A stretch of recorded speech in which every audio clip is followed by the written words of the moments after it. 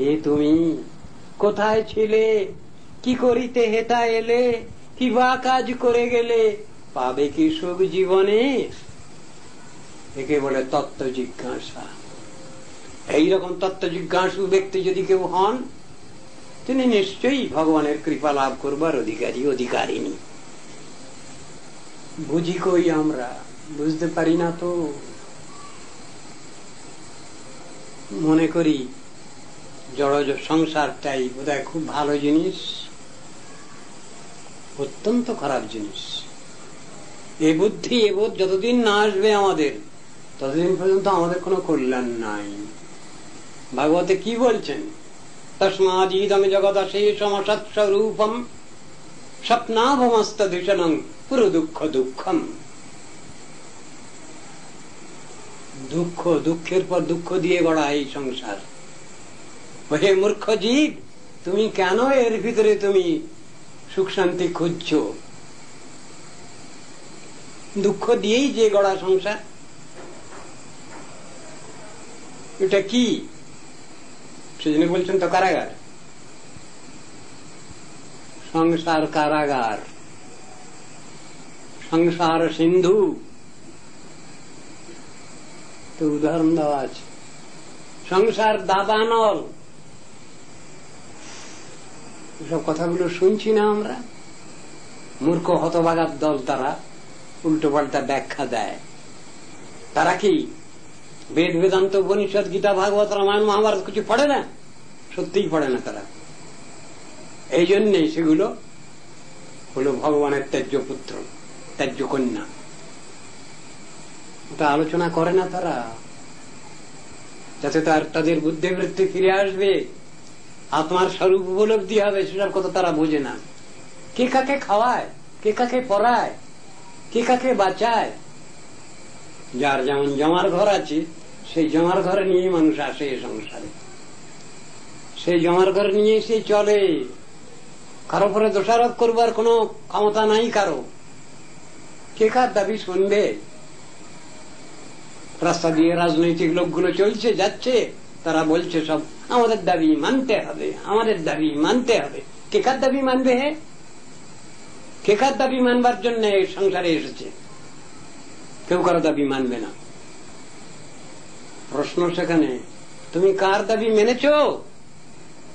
তুমি যদি কখনো কারো দাবি মেনেছ, তাহলে তোমার দাবি কিছু পূরণ হতে পারে, কিছুটা। আর তুমি যদি কারো দাবি মানোনি, তোমার দাবি কে মানবে?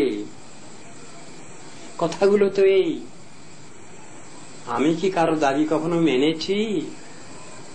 আমি কি কখনো কারো প্রতি কর্তব্য দায়িত্ব পালন করেছি? তাহলে তো আমার বলার কিছু থাকে। আমি তো দেখছি হিসাব করে আমি কারো দাবি পালন করিনি। তাহলে আমি কেন ডিমান্ড করছি, দাবি করছি কেন? আমাদের দাবি মানতে হবে। আমি তো কারো দাবি মানিনি, অথচ বলছি আমার দাবি তুমি পালন করো, আমার দাবি তুমি মানো। হবে না। শাস্ত্রের বিচার সুসূক্ষ্ম বিচার। মানুষ কেন এসব চিন্তা করে না? জীবের কর্মফল নিয়তি, এটা বদ্ধ জীব ভোগ করে, মুক্ত জীব ভোগ করেন না, ভগবান ভোগ করেন না। নিত্য সিদ্ধ নিত্য মুক্ত মহাত্মা তারা এসব কর্মফল ভোগ করেন না, ভোগ করে বদ্ধ জীব। মানসিক কষ্ট তার। কর্মফল কে ভোগ করছে? গীতা কি বলছেন ভগবান? গীতায় বলছেন কৃষ্ণ, অর্জুন, যারা বলে আমি কর্ম করাচ্ছি সকলের, ওরা আহাম্মক সব, বোকা, বেঈমান।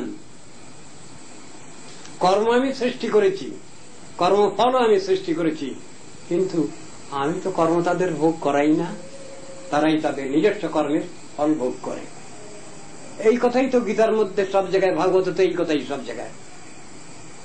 ন মাং কর্মাণি লিম্পন্তি, জড় কর্ম আমাকে লিপ্ত করতে পারে না। ন মে কর্মফলে স্পৃহা, আমার কর্মফলে কোন স্পৃহা নাই। ইতি মাং যোগী জানাতি কর্মভীর ন সবুদ্ধতে। এই তত্ত্ব যারা জেনেছে তারাই আমাকে কিছু জেনেছে, বুঝেছে। ন কর্তৃত্ব ন কর্মাণি লোকশ্চ সৃজতি প্রভু, প্রভু ভগবান তিনি কর্মকর্মফল সৃষ্টি করেছেন বটে, কিন্তু এর জন্য তিনি লায়েবল নন, তিনি দায়ী নন। না কর্মফল সংযোগং, তিনি কর্মফল সংযোগ করেন। তাহলে কি করে হচ্ছে? স্বভাবস্তু প্রবর্ততে, জীবের যে অনাদি কর্মফল তার থেকে এই জিনিসটা ঘটছে। তো এইসব তত্ত্ব দর্শন গুলো আমরা শুনবো না, শিখবো না, বুঝবো না। কে কার জন্য লাইবল হচ্ছে সংসারে? স্বামীর জন্য স্ত্রী নয়, স্ত্রীর জন্য স্বামী নয়, ভাইয়ের জন্য ভাই নয়, ভগ্নীর জন্য ভগ্নী নয়।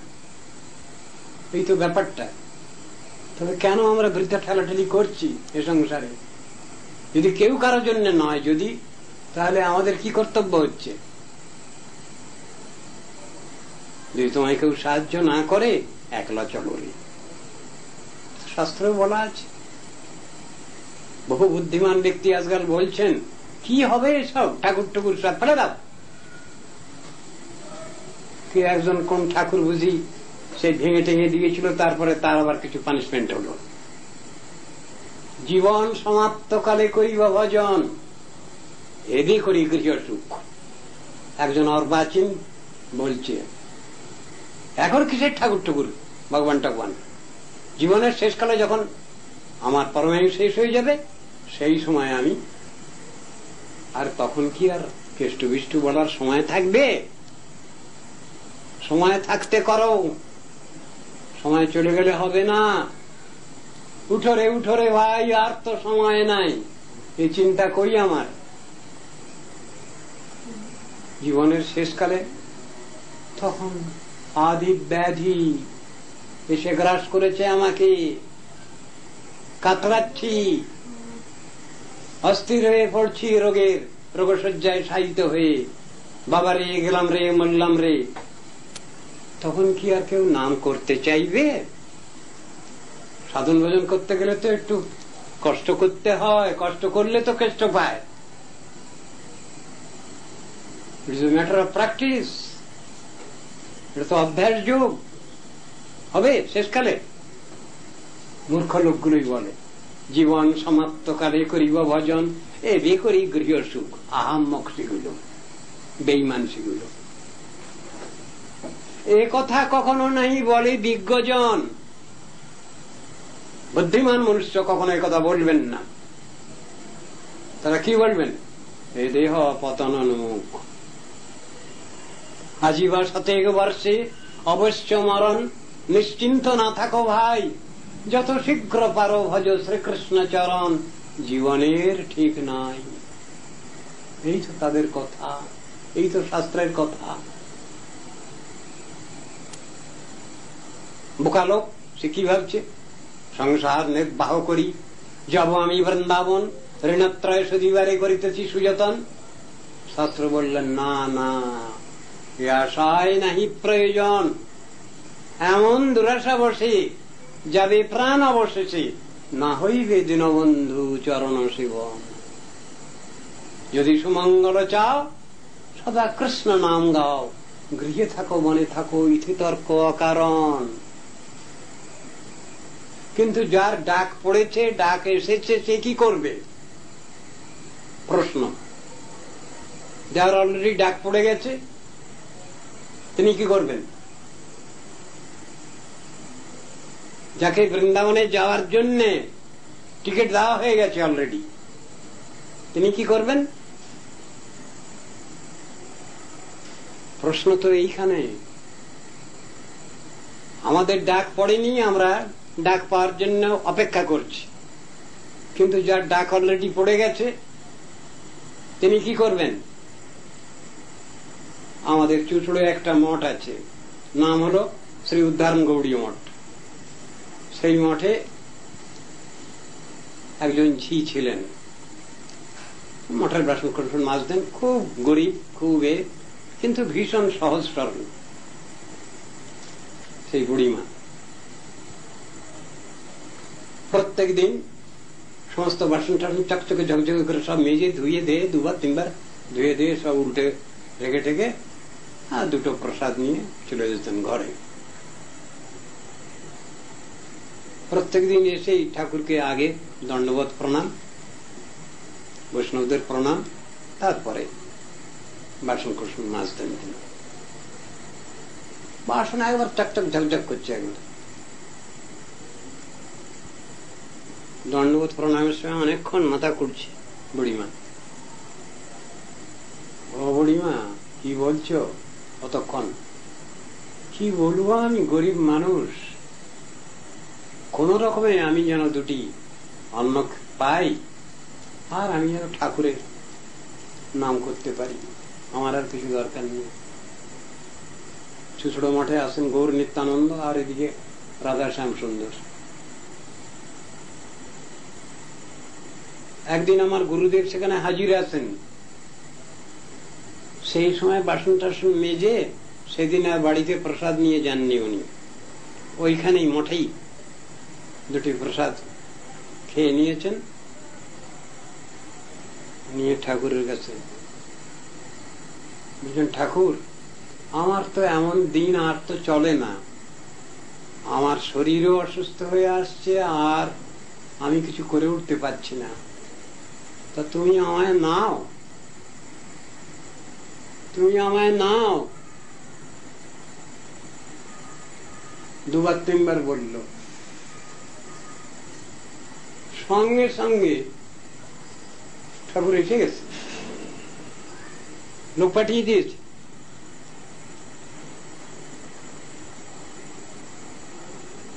ওই দণ্ডবোধের পশ্চাতেই তিনি বসে আসলেন। হে গৌর হরি, হে গৌর সুন্দর, হে নিত্যানন্দ প্রভু, আমাকে ডাকছো? আমি যাচ্ছি, একটু সামান্য আমি যাচ্ছি, আমি প্রস্তুত। আমাদের সকলের সামনেই সেই বুড়িমা দেহত্যাগ করলেন মন্দিরের সামনে মঠে। গুরুদেব ওই ব্যাপার দেখে অবাক, বলে এই বুড়িমার কি জমার ঘর। গুরুদেব আবার 1000 টাকা খরচ করে তার করলেন, শ্রাদ্ধ করলেন, উৎসবাদী করলেন। সকলের ভাগ্য কি সমান এই সংসারে? বহু মানুষই তো আছে, হাজার হাজার লক্ষ লক্ষ মানুষ আছে, এমন সৌভাগ্য কার হয়? সব গুরু বৈষ্ণবগণের সামনে, ঠাকুরের মন্দিরের সামনে দণ্ডবোধ প্রণত অবস্থাতেই বুড়িমা দেহ রক্ষা করে, যার জন্য পাড়ার সব লোক সব কান্নাকাটি করছে ওই বুড়িমার জন্য। এত সাদা সিধে, এত সরল, এত সকলের ভাগ্য তো সমান হয় না। বহু যোগ্যতা আমার আছে, আমি খুব বড় লোক, বহু টাকা আছে, দুনিয়াটাকে কিনে নিতে পারি, হবে না তার দ্বারা ভগবত প্রাপ্তি। অনেক লেখাপড়া করেছি, MA PhD BRS, আমার তো অহংকার, সব জেনে গেছি, বুঝে গেছি, আমার আবার জানা বাকি কি আছে? হবে না, হবে না। উচ্চ কুলে জন্মগ্রহণ করেছি, কিন্তু আমার সে অভিমান যায় নাই। কেন মিছে বর্ণ অভিমান? মরিলে পাতকি হয়ে যম ধুতে যাবে লয়ে, না করিবে জাতির সম্মান। কই বুঝি একজন খুব রূপবান রূপবতী, হবে না, দ্যাট ওন্ট ডু। কেন করো রূপের গৌরব? শিক্ষা তো রয়েছে আমার জন্য পড়ে, সে শিক্ষা নিচ্ছি কোথায় আমরা? অশিক্ষা কুশিক্ষা নিয়েই তো চলছি, সুশিক্ষা তো নিতে পারলাম না। সুশিক্ষা সৎশিক্ষা তা পাচ্ছি কোথায় আমরা? সেগুলো আমাদের গ্রহণ করতে হবে, দরকার ওটা। কেন এলাম এ সংসারে? কৃষ্ণ ভজিবার তরে সংসারে আইনু, মিছে মায়াবদ্ধ হয়ে বৃক্ষ সম হইনু। এ বিচার কোথায় আসছে আমার? এই সংসারে আমার বন্ধু বান্ধব তো কেউ নাই। তব নিজজন পরম বান্ধব সংসার কারাগারে। এই চিন্তা হচ্ছে না কেন আমার? আমি কেন ভাবছি আমার আত্মীয় স্বজন আমায় দেখবে? ভুল কথা। আবার কোন গার্জিয়ান নেই, রাস্তায় পড়ে আছে একটা ছেলে, বেশ সুন্দরভাবে মানুষ হয়ে গেল, লেখাপড়া শিখলো, সবকিছু করলো, কে তাকে বাঁচালো? সমাজ তাকে বাঁচায়নি। ভগবত কৃপা, অহৈতুকী কৃপা, হার্দিক কৃপায় সে সন্তান জীবন লাভ করল, জীবনে প্রতিষ্ঠিত হল। আমাদের গুরুবর্গ শ্রীধর স্বামী, শ্রীধর স্বামী যখন সংসার ছেড়ে চলে আসছেন, সবে মাত্র তার একটি ছেলে হয়েছে, কিন্তু ভগবান ইনস্টিটিউশন দিচ্ছেন, তোমার আর সংসারে থাকার দরকার নেই, বেরিয়ে পড়ো। ভোর বেলায় না বলে ওই বাচ্চার সহধর্মিনীকে রেখে তিনি বেরিয়ে পড়লেন। 50 মাইল চলে এসছেন, এসে দেখছেন একটা নাহারে জল চলছে, একটা ছোট সাঁকো ছিল, ওইখানে উনি বসলেন। চিন্তা করছেন সংসারে, আমার সংসারে তো আর কেউ নেই, শুধু তো আমার এক স্ত্রী আর এই বাচ্চাটা, এদের কে দেখবে? ওই চিন্তা করছেন, আর ওই ছোট জল যাচ্ছে, ওর দিকে তাকিয়ে আছে। দেখলেন সেই জলের স্রোতে একটা জানোয়ার ভেসে আসছে, সে উল্টে পাল্টে যাচ্ছে। আহা, একে যদি বাঁচাতে পারতাম। তিনি কিছুই করতে পারলেন না, কিন্তু ওই এসে একটা ঘাসের এতে মোথায় গিয়ে বেঁধে গেল। কিছুক্ষণ সেই ঘাসের মোথাটাকে ধরে থাকলো, একটু জিরিয়ে নিয়ে আস্তে আস্তে আস্তে আস্তে সে ঘাসের এটাকে ধরে ধরে উঠলো উপরে পাড়েতে, ওরই কাছে, উনি যেখানে বসে আছেন ছোট সাঁকোটার সেখানেই। উঠে কিছুটা আবার বিশ্রাম নিল। কিছুক্ষণ পরেই ভীষণ খিদে পেয়েছে সেই জানোয়ারটার, আবার গিয়ে ওই স্রোতেতে সব জল চলছে, তার সঙ্গে মাঝে মাঝে মাছ লাফিয়ে লাফিয়ে উঠছে। ও গিয়ে জলের কাছে হুঁড়ি খেয়ে পড়ে আছে। একটা বড় মাছ লাফ দিয়ে পড়লো ডাঙায়, ও সেটা খেলো, খেয়ে ওখানে শুয়ে পড়লো। সব লক্ষ্য করছেন শ্রীধর স্বামী, তো বলছেন বারে এত আচ্ছা ব্যাপার। কিছুক্ষণ আগে দেখলাম এই ভেসে চলে যাচ্ছে, উলট পালট খাচ্ছে, আশ্রয় পেল, কুলভূমি পেল, কিছুক্ষণ জিরিয়ে নিল, উঠলো ওটাকে ধরে, খিদে পেয়েছে, খাবার পেল, ঘুমিয়েও পড়লো। আমি কেন বৃথা চিন্তা করছি? এ তো দেনেওয়ালা ভগবান, সব ব্যবস্থা তো সেখান থেকেই হয়, হচ্ছে। আমি তো শাস্ত্রগ্রন্থ অধ্যয়ন করেছি, আমি কেন ভগবানের পরে নির্ভর করতে পারছি না?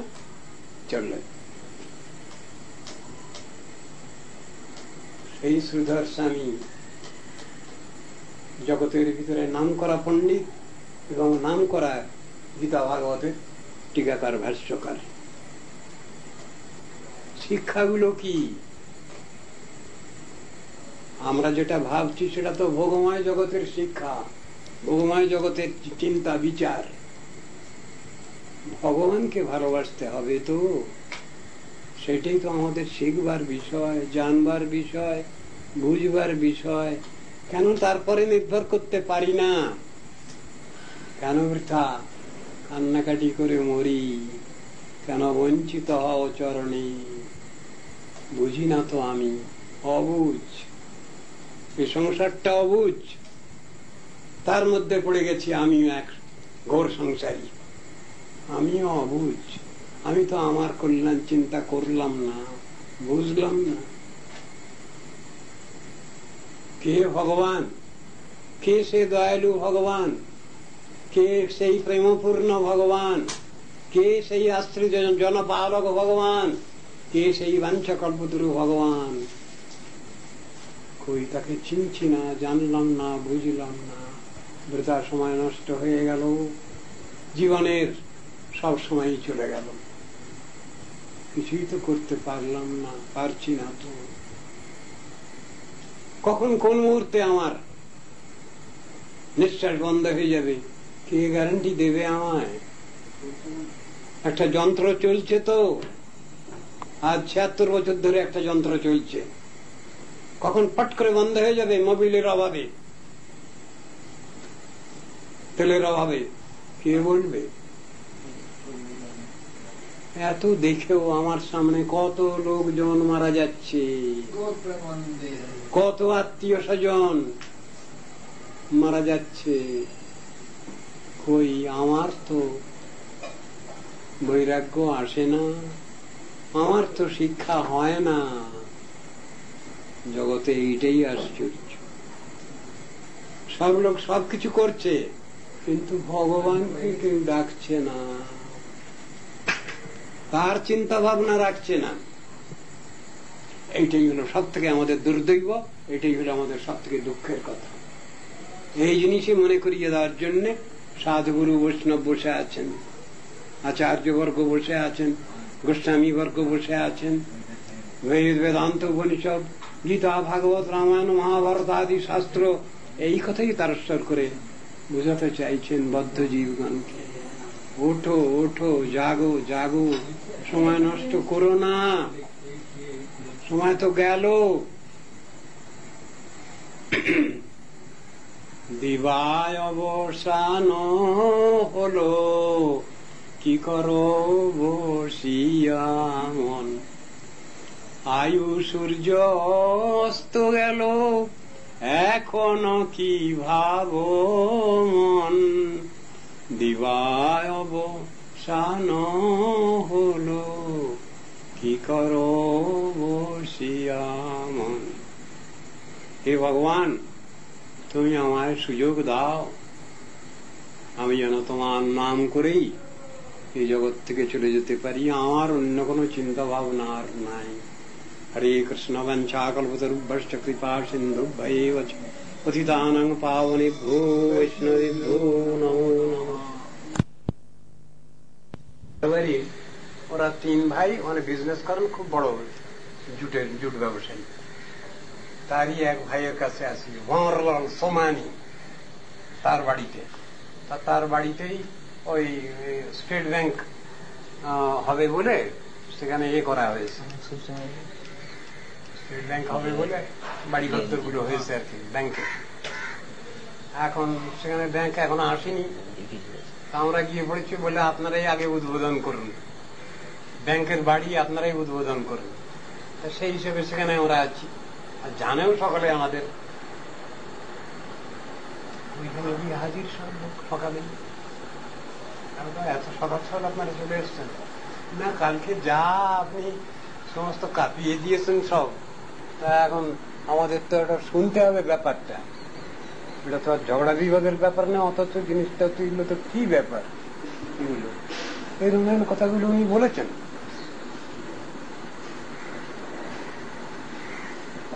তারা বসলেন, তারপর আমি আলোচনা করে সব বলে দিলাম, বুঝিয়েছিলাম এই ব্যাপার, এই ব্যাপার।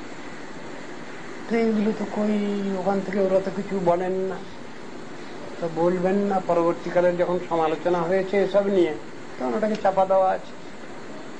আর আমরাও তো বলি না ওসব কথা। এখন উনি বড্ড বেশি এ করতে লাগলেন বলে সেই জন্য কথাটা বেরিয়ে এলো খানিকটা, কিছুই বেরোয়নি, 5%ও বেরোয়নি যা আছে।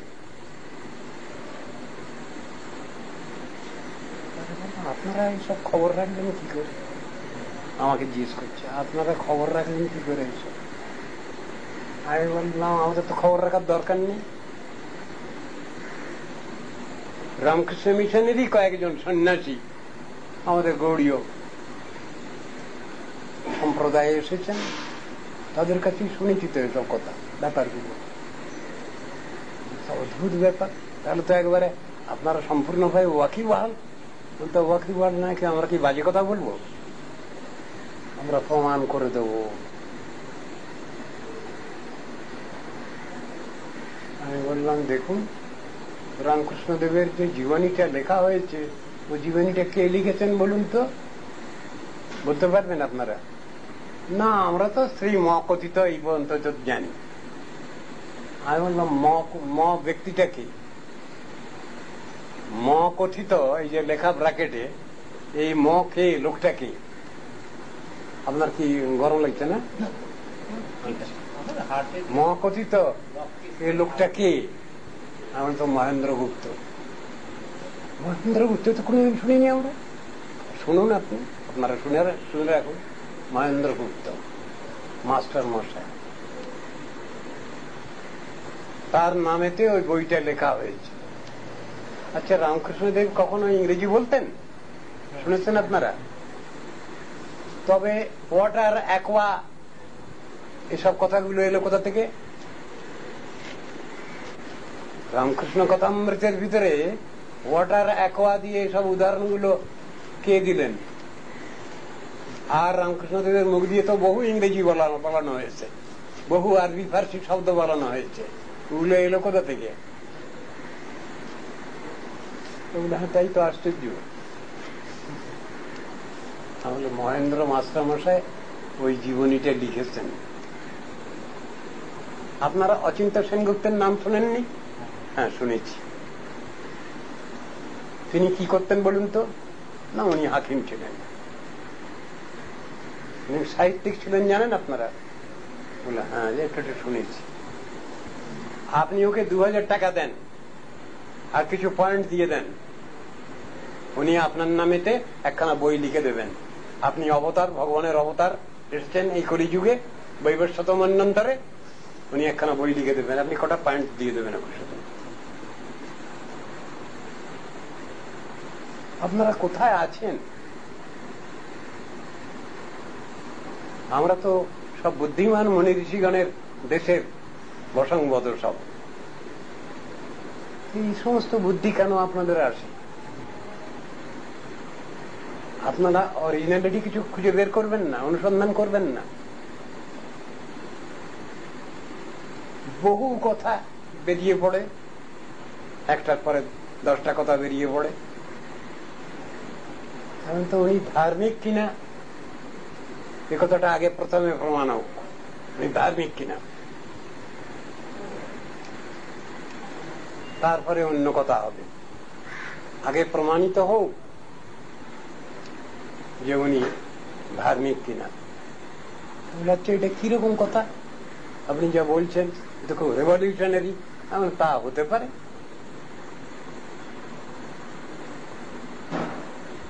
ওর গুরুদেব রামকৃষ্ণদেব যখন অন্তিম শয্যায় শায়িত, তখন তিনি ডাকছেন, বিবেক বিবেক করে ডাকছেন।